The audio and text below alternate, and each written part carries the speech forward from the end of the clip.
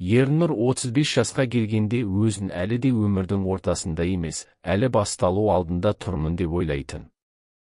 Күн сайын таңертең спорт залға баратын, қымбат фитнес браслет киіп, Instagramға мотивациялық посттар жүктейтін. Көлігі қара түсті Mercedes-Benz, киімі брендті сағаты Rolex. Бірақ осының бәрі үйге кіргенде бірден жоғалып кететін сияқты еді. Үйде Шынар күтіп тұратын. 33 жастағы әйелі, 2 жұмыста жүрген әйел. Таңертеңнен кешке дейін банкте кассир, кешке онлайн курстарға қатысып, қосымша табыс табады.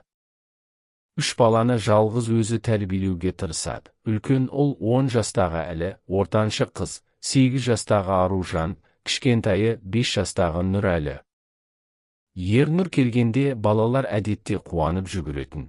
Әке, қараша, бүгін мектепте сурет салдық, деп Аружан альбомын ашып көрсететін. Мен гол соқтым, әке. Сен көрмедің ғой, деп әлі допты айналдырып тұратын. Бірақ Ернұрдың жауабы әрқашан бірдей болатын. Жақсы, керемет. Кейін қараймын, шаршадым ғой. Шынар ештеңе демейтін. Тек көзін төмен салып, ас үйде ыдыс жуатын. Оның қолындағы телефонда 2 жұмыстың чаттары, балалардың мектеп топтары, коммуналдық төлемдердің ескертулері. Ол шаршағанын көрсетпейді, бірақ Ернұр байқайтын көз астындағы қара шеңберлер, даусындағы әлсіздік. Бір күні түстен кейін Ернұр ірі сауда орталығындағы кафеге кірді. Кездейсоқ. Жиһаз дүкенінен жаңа диван таңдау керек еді, бірақ ойы басқа жақта болды. Сол жерде Диананы көрді. Диана 19 жастағы қыз. Метиска, әкесі қазақ, шешесі орыс немесе корей болуы мүмкін, анық емес, бірақ бет әлпеті өте әдемі. Ұзын бойлы, ашық қоңыр шашы толқындалып түседі, көздері үлкен, жасылдау қоңыр, терісі тегіс, сәл қола түсті. Ол достарымен отырған, күліп телефонға селфи түсіріп жатыр еді. Ернұр бірден тоқтап қалды. Оның жүрегі тез соқты, бұл сезімді ұзақ уақыт сезінбеген еді. Ол жақындап, сөз бастады. Кешіріңіз, осы жердегі кофе қандай деп ойлайсыз? Мен алғаш рет келемін. Диана күлді. Өте жақсы, бірақ тәттірек қылып ішсеңіз болады. Сізге ұсыныс айтайын ба? Сөйтіп әңгіме басталды. Диана студент, модельдік агенттікте жарты күн жұмыс істейді. Instagramда 15 мыңға жуық жазылушысы бар. Ол өмір туралы армандайды. Қымбат демалыстар, әдемі фотосессиялар, нағыз еркекпен өмір сүру. Ернұр оған өз бизнесін айтты. Құрылыс материалдарымен айналысады, бірнеше дүкені бар, табысы жақсы. Диана көздері жайнап тыңдады. Уау, сіз сондай күшті екенсіз. Мен осындай адамдарды ұнатамын. Өз бетінше жетістікке жеткендерді, деді ол, нәзік дауыспен. Сол күннен бастап хат алмасып кездесіп жүрді. Ернұр Дианаға гүлдер жіберді, қымбат мейрамханаларға апарды, тіпті бір аптада Дубайға ұшып барып келді, қысқа демалыс ретінде. Диана әр жерде жүктеді. Менің ер адамым, Құдайым маған сыйлады ма екен? Деген жазбалар. Ернұрдың ішінде бір нәрсе өзгерді. Ол өзін жас сезінді. Диананың қасында жүргенде уақыт тоқтап қалғандай, өмір қайта басталғандай болды. Үйге келгенде Шынардың шаршаған жүзі, балалардың сұрақтары енді ауыр тиетін болды. Бір күні кешке Ернұр үйге кірді. Балалар ұйықтап қалған. Шынар ас үйде отыр, телефонды қарап отыр. Ернұр терең дем алды да айтты. Шынар, біз ажырасуымыз керек. Мен басқа адамды кездестірдім. Мен онымен бақытты болғым келеді. Шынар баяу басын көтерді. Көзінде жас жоқ. Тек бір сәтке ғана көздері мөлдіреп кетті де, қайтадан суық болды. Мен бәрін түсіндім, деді ол тыныш. Балалар үшін, Мен оларды жалғыз өсіремін. Сен тек ақшаны уақытында аударсаң болды. Ернұр ештеңе айта алмады. Іштей жеңілдегендей болды, енді еркін. Енді ешкім оны кінәламайды, ешкім шаршатпайды. 2 аптадан кейін ажырасу құжаттары дайын болды. Шынар балалармен бірге пәтерден шығып кетті, анасының үйіне көшті. Ернұр жалғыз қалды, бірақ ол жалғыздықты сезбеді. Себебі Диана бар еді. 3 айдан кейін олар үйленді. Той қымбат мейрамханада 200-ге жуық қонақ. Диана ақ көйлекте, фотосессияда, тікелей эфирде. Ернұр оны қарап тұрып, ойлады, міне, осы менің жаңа өмірім. Бал айы, Мальдив аралдарында. Аққұм, көгілдір су, люкс вилла. Диана әр күні суретке түседі, Ернұрға сүйіспеншілікпен қарайды. Мен сені өте жақсы көремін, Ернұр. Сен менің бәрімсің дейді ол құшақтап. Ернұр бақытты еді. Кем дегенде сол алғашқы 6 айда. Ол әлі білмейтін еді, бұл бақыттың дәмі өте тәтті, бірақ ұзаққа созылмайды. Ал өкініштің дәмі өте ауыр әрі ұзақ. Алғашқы 6 ай ертегідей өтті. Диана әр таңертең оянып, Ернұрды сүйіп оятатын. Құтты таң, менің байым, деп күліп, кофе әкелетін. Ернұр жұмысқа кетерде оны құшақтап, сен менің өмірімсің деп айтатын. Диана Инстаграмға стори жүктейтін, қымбат таңғы ас, жаңа көйлектер, Ернұрдың көлігінің ішінде селфи. Жазылушылары қандай бақыттысың, идеалды жұп, деп жазып жататын. Ернұр мұны көріп, мақтанатын, міне, менің жаңа өмірім, міне, менің таңдауым дұрыс болды. Бірақ уақыт өте келе кішкентай өзгерістер байқала бастады. Бір күні кешке Диана қолына қымбат сөмке ұстап келді. Chanel. Қарашы, Ернұр. Бүгін түнде көрдім, ұнап қалды. Сен маған сыйлық жасайсың ғой, деді ол нәзік дауыспен, көздерін жайнатып. Ернұр күлді, әрине, ал. Несие картасын берді. Сөмке 5 миллион теңге. Ол ойлады, жас қыз ғой, қызық көреді. Мен оны қуантсам болды. Кейін тағы бір аптадан соң, Ернұр, маған iPhone-дың жаңа моделі керек. Ескісі баяулады. Сен маған жақсы өмір сыйладың ғой, солай ма? Тағы алды. Кейін AirPods Max, кейін Galaxy-дің кроссовкасы, кейін қысқы демалысқа Таиландқа билет, бірақ тек Диана мен оның 2 досы үшін. Сен жұмыста боласың ғой, мен жалғыз жалықпайын деп. Ернұрдың ішінде бірдеңе мазалай бастады. Бірақ ол өзін тоқтатты, мен оны жақсы көремін. Ол маған бақыт әкелді. Аз ғана шығынмен бақытты болса, не етеді? Балалармен кездесуге барған күні бәрі өзгерді. Ернұр аптасына 1 рет балаларды алып, саябаққа немесе киноға апаратын. Шынар ешқашан қарсылық білдірмейтін, тек уақытында әкел деп ескертетін. Сол күні әлі үлкен ұлы доп алып келді. Әке, футбол ойнайықшы. Мен саған гол соғамын. Ернұр ойнады, күлді, балалардың қуанышын көрді. Бірақ үйге қайтарда Диана телефон соқты. Қайдасың? Мен дүкенде тұрмын, сөмке таңдадым. Келіп алып берші. Ернұр балаларды тез әкетіп тастады да Дианаға барды. Ол қолына Prada сөмкесін ұстап тұрған, мынау керемет қой. Сен маған осыны алғым келеді. Балалармен уақыт өткізгенше, маған уақыт бөлсең ғой. Ернұрдың көңілі түсті. Бірақ үндемеді. Сөмкені алды. Кештерде Диана көбіне телефонда отыратын. Ернұр келгенде экранды тез жауып қоятын. Бір күні Ернұр жұмыстан ерте қайтты. Диана душта еді. Телефоны үстелде жатыр, экран жарықтанып тұр. Хабарлама келді. Қызым, ол саған машина алды ма? Керемет. Тағы бір ашыда, одан да көп нәрсе аласың. Ол кәрі ғой, бірақ қалтасы қалың.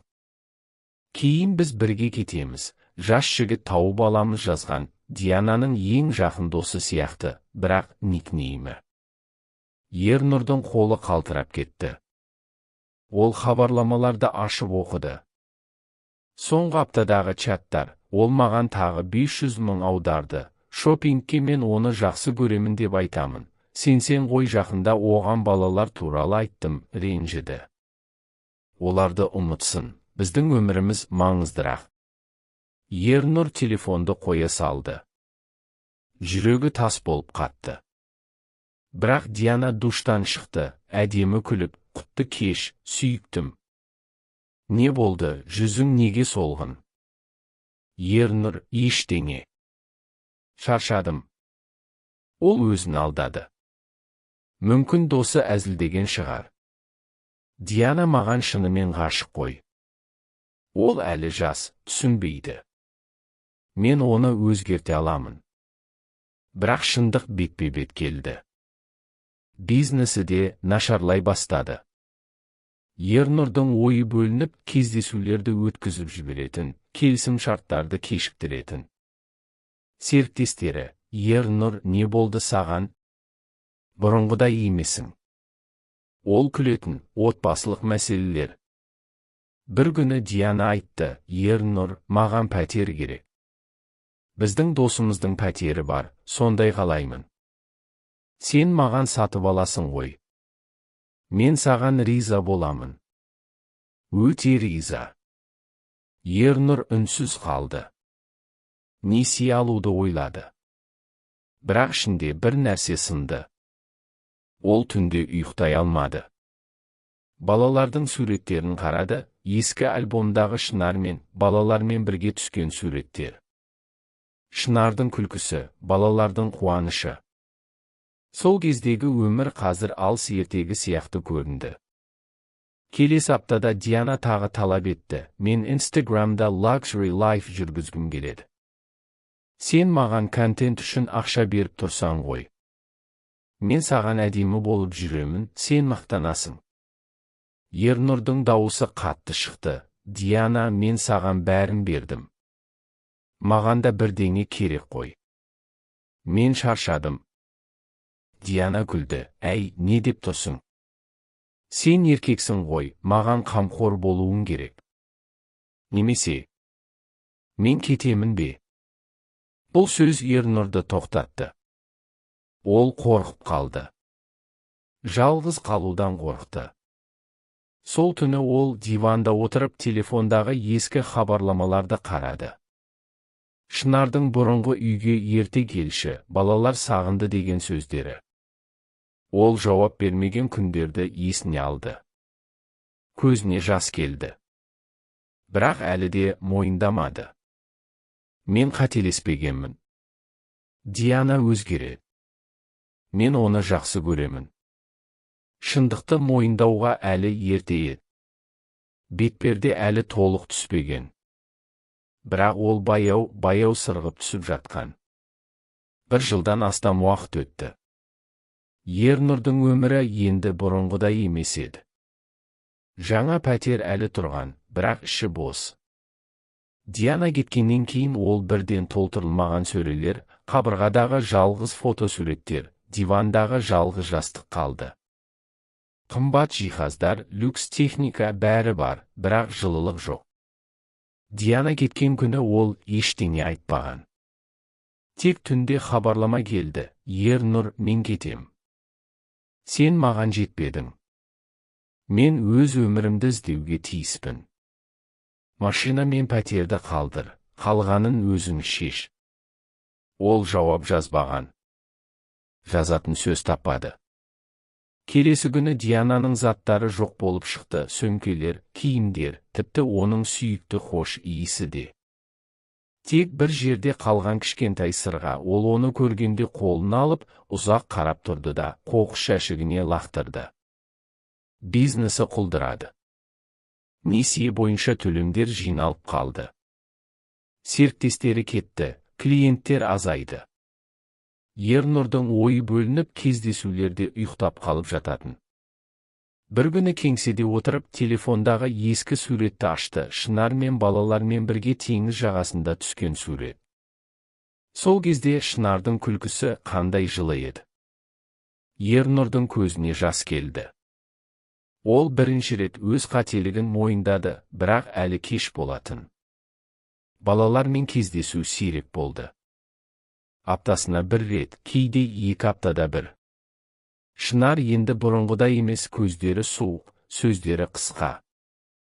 Балаларды әкеліп тастап, бірден кететін. Бір күні үлкен ұлы әлі енді 11 жаста Ернұрдың қасына отырып, сұрады: «Әке, неге сен бізді тастадың? Біз саған ұнамадық па?» Ернұрдың тамағына бірдеңе тығылды. Ол баланың көзіне қарай алмады. «Жоқ, балам. Мен қателестім. Мен өте қатты қателестім». Әлі үндемеді. Тек допты алып ойнап кетті. Ернұр сол жерде отырып, іштей жылады. Бірақ көз жасы көрінбеді, еркектер жыламайды деп ойлайтын әлі де. Шынарға бірнеше рет хабарлама жазды: «Мен қатты өкінемін. Кешірші. Балаларға айтшы, әкесі оларды жақсы көреді». Жауап келмеді. Бір күні ғана қысқа жауап келді: «Кешірім сұрау жеңіл. Сен олардың өмірін өзгерттің. Енді қайтарып бере алмайсың». Ернұр сол хабарламаны оқып, телефонды столға қойды. Ол түнде ұйықтай алмады. Терезеге қарап тұрып, көшедегі шамдарды бақылады. Өткен өмірін ойлады, Шынардың шаршаған күлкісін, балалардың әке деп жүгіргенін, үйдегі жылы атмосфераны. Ол бәрін өз қолымен өртеп жіберген еді. Бір күні түнде телефон шырылдады. Белгісіз нөмір. Алғанда Диананың дауысы. «Ернұр. Маған ақша керек. Мен қиын жағдайдамын. Сен маған көмектесесің ғой». Бұрынғыдай. Ернұр бір сәтке үндемеді. Сосын тыныш айтты: «Жоқ, Диана. Мен саған ештеңе бере алмаймын. Саған да, өзіме де». Телефонды өшірді. Бұл оның өміріндегі алғашқы нағыз жоқ болатын. Енді Ернұр жалғыз. Күн сайын таңертең тұрып, спорт залға бармайды. Көлікті сатты, несиені жабу үшін. Пәтерді жалға беріп, қарапайым бір бөлмелі пәтерге көшті. Жұмысы қалды, бірақ бұрынғыдай емес, қарапайым менеджер сияқты жұмыс істейді. Кейде балаларды көргенде жүрегі сыздайды. Олар енді оған әке деп емес, Ернұр аға деп қарайтын сияқты. Шынардың қасында жаңа адам бар ма, жоқ па білмейді. Бірақ ол енді сұрамайды. Өз қателігінің салдарын көтеруге тиіс. Түнде ұйықтар алдында ол әдетте балалардың суретін қарайды. Кішкентай Нұрәлінің күлкісін, Аружанның өлген шашын, Әлінің футбол формасын. Ол суретке қарап: «Кешіріңдер, балаларым. Мен сендерді жақсы көремін. Әлі де жақсы көремін» деп сыбырлайды. Бірақ жауап жоқ. Тек тыныштық. Және өкініштің ауыр, суық дәмі. Ол енді өмір бойы бірге жүреді. Ернұр енді түсінді: ең қымбат нәрсе уақыт. Ең бағалы нәрсе шынайы махаббат. Ал ол екеуін де қайтарып ала алмайды.